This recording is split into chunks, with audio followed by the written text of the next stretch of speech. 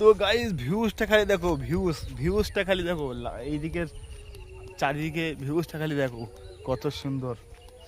এটা আমাদের গ্রামে মাঠের ভিউজ দেখো কত সুন্দর ভিউজ। যদি ভিডিওটা ভালো লাগে লাইক কমেন্ট শেয়ার অন্তত করবে।